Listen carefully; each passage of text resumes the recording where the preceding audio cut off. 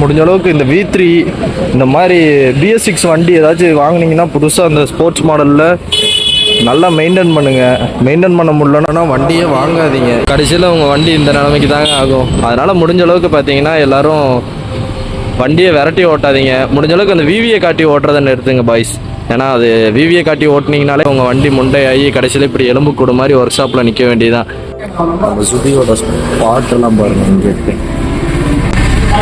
Tank மாற்ற போகிறாங்க. முடிஞ்ச அளவுக்கு உங்கள் வண்டியோட இன்ஜினுக்கு எந்த வேலையும் வைக்காத மாதிரி பார்த்துக்கோங்க.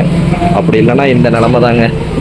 பாருங்க, பெட்ரோல் டேங்கை கழட்டி போட்டிருக்காங்க.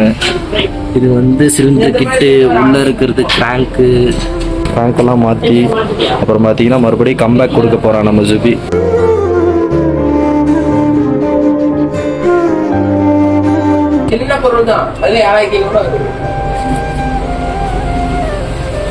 இந்த சம்பவம் தாங்க, இந்த பேரிங் போயிடுச்சு.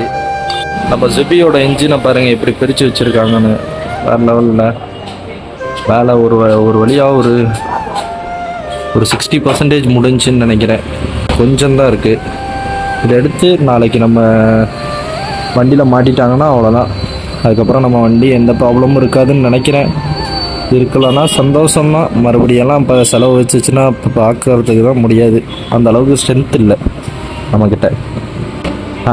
நாளைக்கு நைட்டு வந்து டெலிவரி எடுத்துருக்க சொல்லியிருக்காங்க. நாளைக்கு நைட்டு வந்து பார்ப்போம் கண்டிப்பாக வண்டி எப்படி இருக்குன்றது. இன்னும் இன்ஜின் எடுத்து ஃபிட் பண்ணதுக்கப்புறம் தான் சவுண்டெல்லாம் எப்படி வருதுன்றது தெரியும். மறுபடியும் நல்லபடியாக வந்துட்டானா சந்தோஷம்தாங்க. The next day. பல மணி நேரம் போராட்டத்திற்கு பிறகு நம்ம வண்டியை ரெடி பண்ணிட்டாங்க. இன்னும் பாடியை மட்டும் அசம்பிள் பண்ணாங்கன்னா போதுங்க, நம்ம வண்டி ரெடி ஆயிரும்.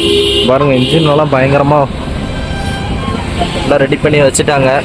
நிறைய பாட்டெல்லாம் போயிருக்குன்னு சொல்லியிருந்தாங்க. முடிஞ்ச அளவுக்கு இந்த V3 இந்த மாதிரி BS6 வண்டி ஏதாச்சும் வாங்கினீங்கன்னா புதுசாக அந்த ஸ்போர்ட்ஸ் மாடலில் நல்லா மெயின்டைன் பண்ணுங்க. மெயின்டைன் பண்ண முடியலன்னா வண்டியே வாங்காதீங்க. வாங்கினீங்கன்னா அதுக்கப்புறம் என்ன மாதிரி அழுக வேண்டிதான். ஏன்னா நான் அழுதுட்ருக்கேன். அதனால தான் நீங்களாம் அழுகக்கூடாதுன்றதுக்காக சொல்கிறேன். முடிஞ்ச அளவுக்கு நல்லா மெயின்டைன் பண்ணிக்கோங்க. See you guys.